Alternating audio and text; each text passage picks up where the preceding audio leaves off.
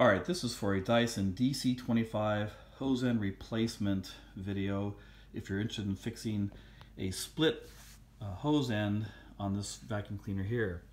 So this is the flexible hose. You can see it's split here. So this is the top part of the hose, and it's really a three-part hose end. You have a top outer one, which is a hard plastic.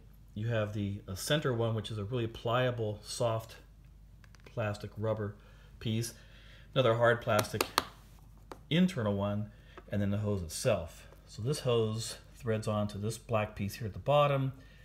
This black piece with these tabs on the sides there then fits into this pliable rubber housing with the slots for those tabs. And that in turn fits inside the plastic housing with these slots here for the hard plastic outer housing. So first, the most challenging part is really to get this piece out. So these tabs right here on the sides there have to be pried out of this hard plastic housing. That was the hardest part for me, really, is doing that flathead screwdriver, the small one here, that went inside there, and just to pry this off of here. Again, this is inside here, which is inside here. Once you pry that off, this is pliable, so you really can just kind of roll it up onto itself, and that helps get it off of this plastic housing here. Then probably the hardest part was really getting this piece of hose off of this part here.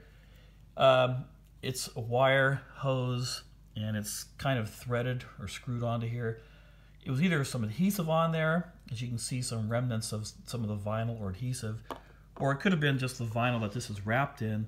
Could have eventually, I guess over time, with some pressure and a little bit of heat, just kind of fused itself onto this black housing here. I think they used some adhesive there, so really like 1.5 bands of this metal wire that are wrapped around that. And it was pretty hard to get that pried off of there, but it works.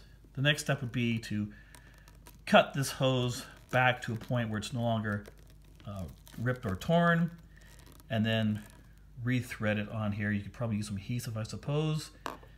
This part would go on easily because it's a rubber pliable housing, and then get it back up into this hard plastic housing might be challenging, I suppose.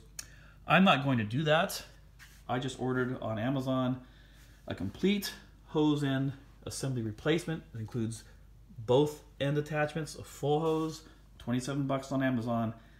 That's what I'm going to do. I may tinker around with this and try to repair it just to have it replace it, but if it's too frustrating, I will not do that.